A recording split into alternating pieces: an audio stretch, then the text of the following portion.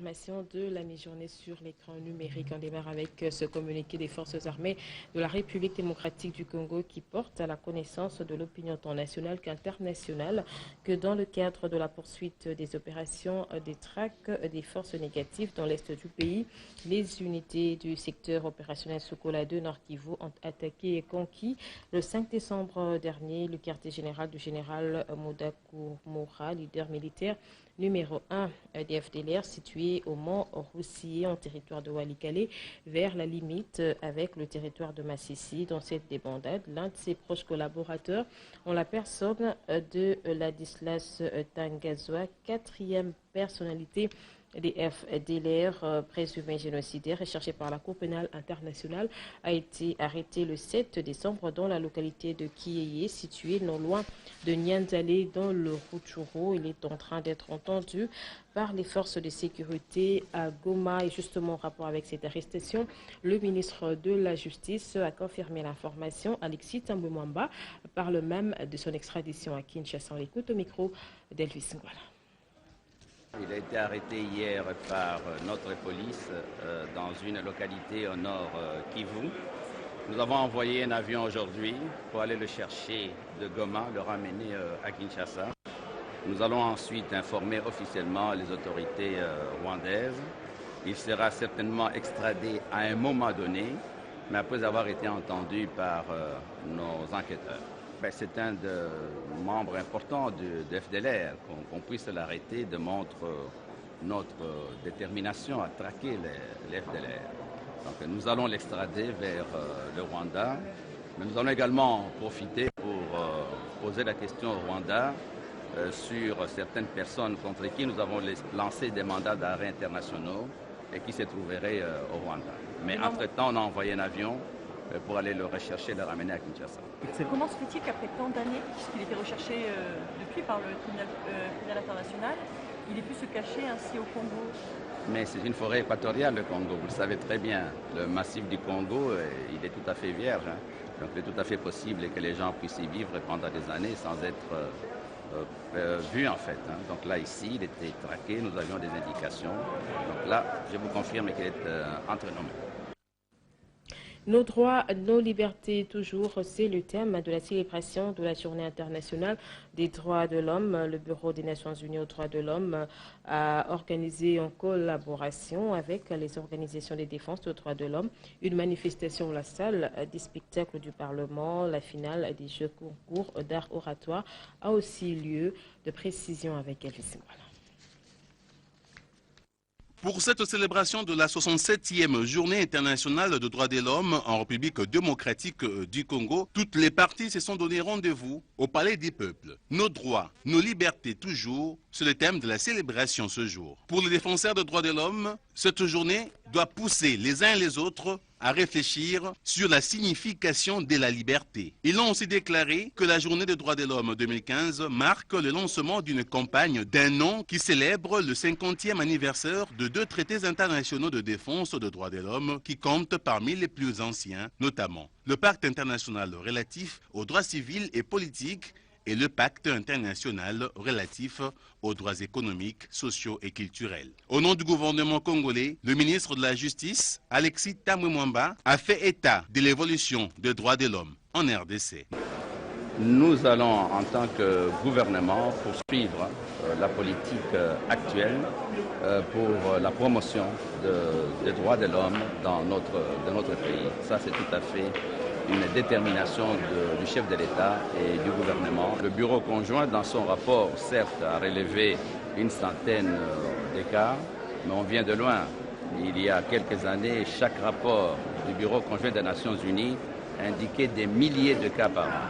Or, le dernier rapport, qui part du mois de janvier jusqu'à aujourd'hui, cite un peu moins de 200 cas. Donc ça veut dire qu'il y a des avancées réelles. Notons par ailleurs que cette célébration a aussi connu la finale du jeu concours organisé par le Bureau conjoint des Nations Unies pour le droit de l'homme qui a opposé 3 étudiants finalistes. Ils ont défendu leur plaidoirie. Les gagnants, ils s'appellent Kabasele Mamba, étudiant en droit de l'Université de Kinshasa.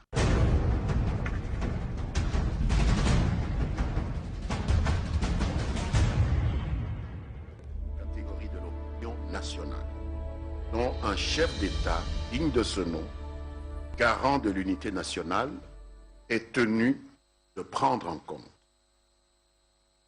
Il est donc pour le moins surprenant qu'au moment même où une suite positive est donnée à cette réclamation légitime, un cadre de ce parti se lance dans une bruyante campagne médiatique de remise en cause de l'initiative présidentielle pour des motifs assez peu rationnels. Le DPS, qui tire sa légitimité de sa proximité biologique avec le président de ce parti, c'est la seule qualité que nous connaissions, n'est pas président de ce parti, n'en est pas secrétaire général, c'est simplement un proche parent, a reproché au président de la République de n'avoir pas fait allusion à l'alternance au pouvoir dans le texte qui convoque le dialogue politique national. Un reproche en contradiction flagrante avec le fait que lui-même, ce cadre, dénie le droit de convoquer ce dialogue à Joseph Kabila. La question est, peut-on dans le même temps ne pas avoir le pouvoir et céder le dit pouvoir à quelqu'un d'autre?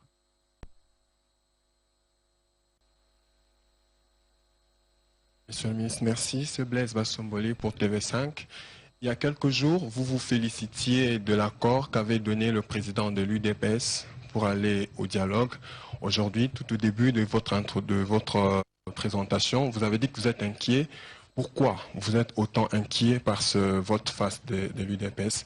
Et puis deuxièmement, hier, le secrétaire national chargé des relations extérieures a dit dans une déclaration que le dialogue que prône son parti aura comme priorité l'organisation des élections présidentielles et législatives dans les délais constitutionnels. Il accuse le président Kabila de vouloir convoquer un dialogue à sa manière pour tenter de modifier le système électoral. Comment réagissez-vous à cela? Merci. Je vais prendre votre question par la fin.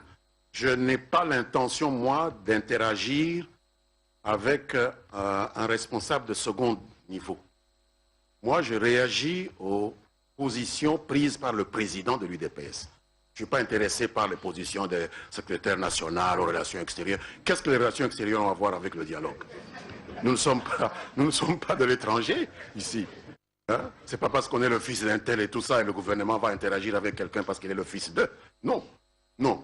Parlez-moi des positions officielles qui sont dans le communiqué de M. Tshisekedi. Et dans ces positions-là, comme je l'ai dit à Mme Sonia Rollet, il y a des points de conjonction. Nous pouvons nous rencontrer. Tout le reste, c'est des commentaires. On ne peut pas dire qu'on va au dialogue pour organiser les élections et dire qu'en même temps, on ne peut pas toucher à la Constitution. Pour que le dialogue organise les élections, il faut toucher la Constitution. Il faut supprimer la Commission électorale nationale indépendante et instituer le dialogue en pouvoir organisateur des élections. C'est contradictoire, c'est insensé. Donc, on dit des choses qu'on ne maîtrise pas. Le communiqué de M. Tshisekedi me paraît plus sensé, me paraît beaucoup plus nuancé. Il a pris acte de ce que le dialogue a été convoqué. Il a fait état de certaines nuances que le président avait déjà prévues dans son ordonnance. Et donc, la possibilité d'une conjonction est tout à fait réelle. Mais nous devons exprimer notre inquiétude lorsque nous allons en concertation, lorsque nous allons en dialogue avec un partenaire. Nous ne souhaitons pas que chez ce partenaire-là, il y ait des propos aussi décousus.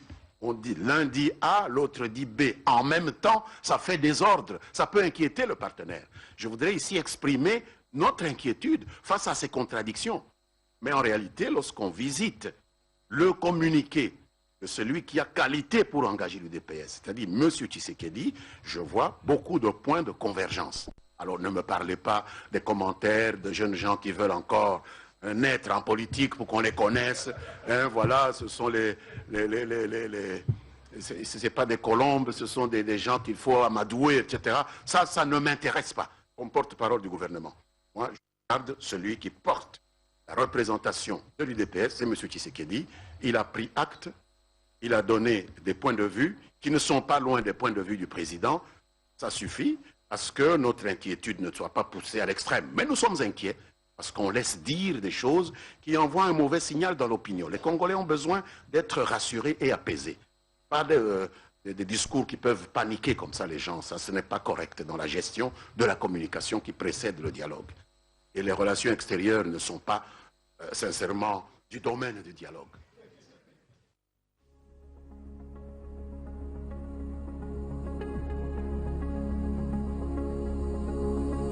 Chers parents, chers frères et sœurs, je suis né dans ce pays qui est le mien. À ma venue sur cette terre, le feu était partout. Les guerres et rébellions se succédaient ici et là. Vous me disiez alors que le pays était divisé. Alors ne détruisez pas ce que vous avez construit ensemble.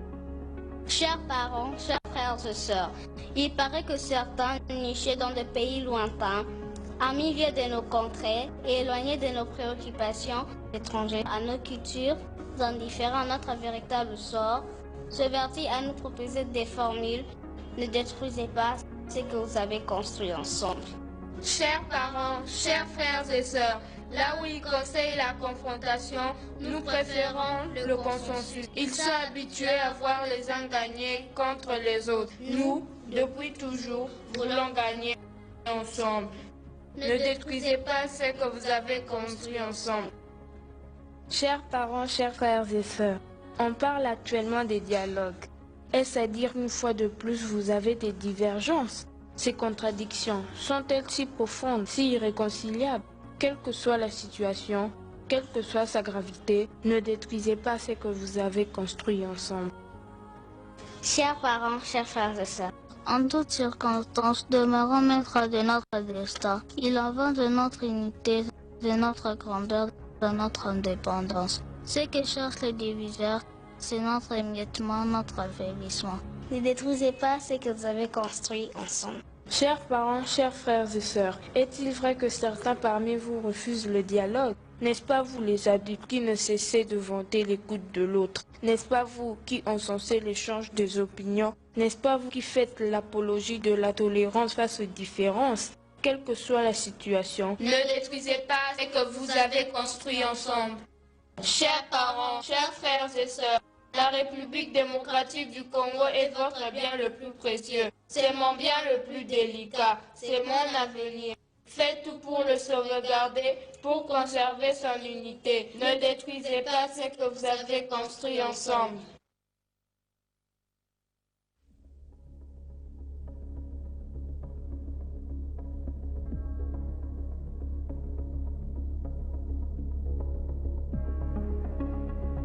Now making his way to the glory ring, this heavy-handed power puncher, coming off a huge knockout win over Pat Barry in his glory debut, he is Zach Mwekasa.